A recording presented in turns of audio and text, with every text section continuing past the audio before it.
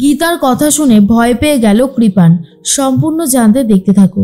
গল্পের শুরুতেই দেখা যায় অগ্নিজিৎ মুখার্জি বারবার করে গীতাকে এই কেসটা লড়তে বারণ করে, কিন্তু গীতা ঠিক করে এই কেস সে যখন বলেছে লড়বে তখন এই কেস লড়বেই, কেউ তাকে আটকাতে পারবে না। অগ্নিজিৎ মুখার্জি বলে, আমি তোমাকে এতবার করে বলছি তবুও তুমি আমার কথা পাত্তা দিচ্ছ না, কেন করছো বলো তো এমনটা? আর তখনই গীতা বলে, দেখুন বাবা, আমি যখন কোনো মেয়ের হাত ধরেছি আমি তখন তাকে ছেড়ে দেব না। আর পদ্ম, তুই এসব কি বলছিস বলতো? তুই হয়তো ভুলে গেছিস তোর হাতটাও একদিন আমিই ধরেছিলাম। কিরে, সব কিছু এত তাড়াতাড়ি ভুলে গেলি? পদ্ম তখন বলে, উকিল দিদি, আমি বলছিলাম বড়বাবু যখন চাইছে না তখন কি এটা করাটা ঠিক হচ্ছে? তখনই গীতা বলে, তোর বড়বাবু কি চাইছে আর কি চাইছে না সেটা আমার জানার দরকার নেই, তবে আমি এই কেসটা লড়তে চাইছি সেটা আমি জানি। এর মধ্যেই ফোন করেছে সেই ঝর্ণা আর বলে, ম্যাডাম, আমি আপনার জন্য কিছু ফিজের ব্যবস্থা করেছি। গীতা তখন বলে, আমার ফিজের দরকার নেই, আপনি আমাকে এই কেসটা জিতলে 1 কাপ চা খাইয়ে দেবেন, ব্যাস তাহলেই হবে। দেখুন, আপনি এভাবে ভেঙে পড়বেন না, আমি আপনার সাথে আছি, আপনার পাশে আছি। এরপরে গীতার কাছ থেকে ফোনটা নিয়ে নেয় অগ্নিজিৎ মুখার্জি আর বলে, কোর্ট চত্বরে এত লয়ার থাকতে এই কেসটা গীতাকে দিয়েই লড়াতে হচ্ছে?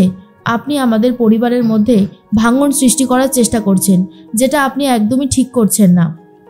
ঝর্ণা তখন বলে, আমার মনে হয় আমি কোনো কিছু ভুলও করিনি।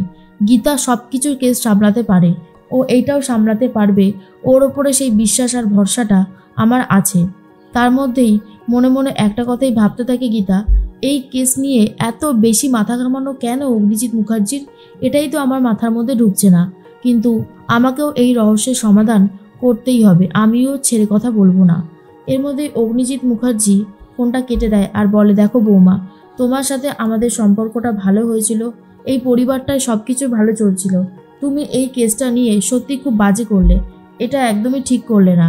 তখনই গীতা বলে, বাবা, আমি এই কেসটা নিয়েছি শুধুমাত্র আপনার জন্যই, যেই কেসটা আপনি সমাধান করতে পারেননি আমি চাইছি সেই কেসটার সমাধান করতে।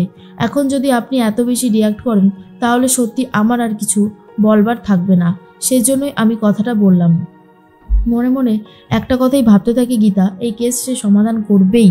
অন্যদিকে মেহেককে ফোন করেছে অঙ্কিতের বাবা আর বলে, কি করছো? মেহেক তখন বলে, এই তো আঙ্কেল বসে আছি।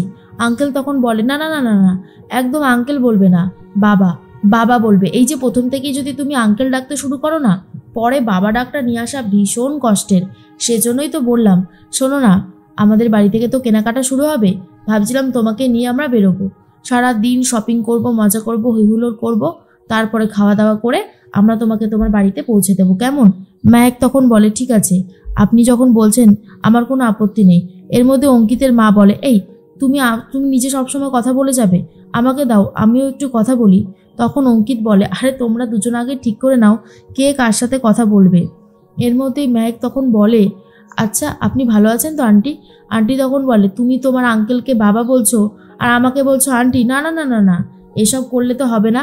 শোনো না মেহেক, আমরা কিন্তু সবাই খুবই খুশি হয়েছি, শুধু ভাবছি কবে তোমাকে এই বাড়ির বউ করে নিয়ে আসবো, কারণ আমাদের তো আর তর সইছে না। তার মধ্যে দেখা যায় বাড়ির বেলটা বেজে ওঠে। অঙ্কিত দেখে একটা পার্সেল এসছে, বড় সড়ো বক্স, আর সেটা নিয়ে ঘরে যায়, ভাবে কে দিয়েছে এটা। মেহেক তখন বলে, আন্টি আমি তাহলে রাখছি। তখনই বলে, ঠিক আছে। গীতা তো চলে গেছে ঝর্ণার বাড়িতে, সেখানে গিয়ে কথা বলতে থাকে আর বলে, আচ্ছা আপনি বলুন তো, আপনার সম্বন্ধে কিছু বলুন, আপনার হাজব্যান্ডের সম্পর্কে বলুন। ঝর্ণা তখন বলে, জানেন তো আমাদের বিয়েটা মোটামুটি ভালোই ধুমধাম করে হয়েছিল, ফুলশয্যা রাতে আমরা কত স্বপ্ন দেখেছিলাম, এরপর হানিমুনে যাবারও প্ল্যান করেছিলাম, কিন্তু সব কিছু যে এইভাবে ধুলোয় মিশে যাবে সেটা তো বুঝতে পারিনি। আমার হাজব্যান্ডের সাথে একজন কথা বলছিল, আমি এগিয়েও গিয়েছিলাম, কিন্তু কোনো লাভ হলো না, সব কিছু শেষ হয়ে গেল। এরপরে গীতা বলে, যার সাথে আপনার হাজব্যান্ড কথা বলছিল তাকে দেখলে চিনতে পারবেন? ঝর্ণা দেবী তখন বলে, হ্যাঁ কেন পারবো না। এরপর গীতা বলে, চিন্তা করবেন না, আমি আপনার স্বামীকে ফিরিয়ে দেব। ঝর্ণা বলে, জীবিত ফিরিয়ে দেবেন তো? গীতা বলে, আপনি ভরসা রাখুন, আপনি হাল ছাড়বেন না, আপনার মনের মধ্যে যদি জোর না থাকে তাহলে এই কেসটা লড়াটা কিন্তু এতটাও সহজ হবে না। তার মধ্যে গিনি ভাবে, বোন কোথায় গেল, ওকে তো দেখছি না, আজ কি রান্না হবে কিছুই তো বললো না। এরপর গিনি ফোন করেছে গীতাকে আর বলে, কি রে বোন, তুই কোথায় গেছিস বলতো, আজ কি রান্না হবে কিছুই তো বলছিস না। গীতা তখন বলে, বলছিলাম কি দিদি, আমি একটা কেস সামলাতে এসেছি, তুই একটু ওই দিকটা ম্যানেজ করে নে। গিনি তখন বলে, না না না না, আমার শ্বশুরমশাই তোর হাতে রান্না ছাড়া ওর অন্য কারোর হাতে রান্না খায় না, তুই জানিস না, আমি এসব করতে পারবো না। এরপরে গীতা ভাবে কি হবে এখন। তখনই ঝর্ণা বলে, আপনার বাড়ি থেকে ফোন করেছিল তাই না? আমি যদি খুব ভুল না হই, অগ্নিজিৎ মুখার্জি আপনার বিপরীতে এই কেসটাতে দাঁড়াচ্ছে তাই না? তখনই গীতা বলে, হ্যাঁ, আপনি ভয় পাবেন না, আমি তো আছি। অগ্নিজিৎ মুখার্জির সামনে কেস লড়ার অভিজ্ঞতা আমার আছে, তাই ভয় পাওয়ার কোনো কারণই নেই। এর মধ্যে অঙ্কিত সেই বক্সটা খোলে আর সেখানে লাভ লেটার, গোলাপ এসব দেখতে পায়। আর এগুলো দেখার পরেই তখনই মনে মনে ভাবতে থাকে, নিশ্চয়ই এগুলো কৃপান পাঠিয়েছে। অঙ্কিতের মা এসে বলে, কিরে এগুলো কি কাগজ? অঙ্কিত তখন বলে, ওই অফিস থেকে পাঠিয়েছে, কিছু না, তোমরা যাও, তৈরি হয়ে নাও। এরপর অঙ্কিত ফোন করেছে কৃপানকে আর বলে, কেন পাঠিয়েছো এগুলো? এগুলো পাঠিয়ে কি প্রমাণ করতে চাইছো? যে মেহেকের সাথে তোমার সম্পর্ক ছিল? আমি খুব ভালো মতনই জানি যে তোমার সাথে মেহেকের সম্পর্ক ছিল, এমনকি সম্পর্কটা বিয়ে পর্যন্তও গড়িয়েছিল। এইসব আমাকে বলে কোনো লাভ হবে না।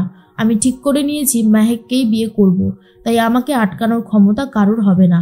কৃপান তখন বলে, কেন আপনি আমার মেহেককে বিয়ে করবেন? আমি মেহেককে ভালোবাসি, বোঝার চেষ্টা করুন, আমি মেহেককে ছাড়া বাঁচতে পারবো না।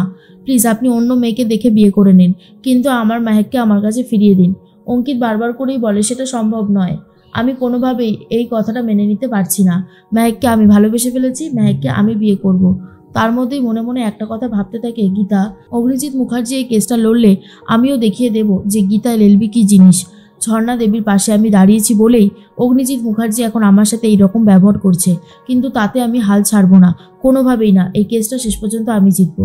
মেহেককে ফোন করেছে কৃপান আর বলে, মেহেক তুমি কিন্তু কোনোভাবেই যাবে না। এরপরে গীতা বলে, শোন, আমার ননদের দিকে তাকালে কিন্তু তোকে আমি মেরে ভাগাড়ে ফেলে দেবো, কেউ কিন্তু টের পাবে না। আর এটা শোনার পর তো কৃপান ভয় পেয়ে যায়।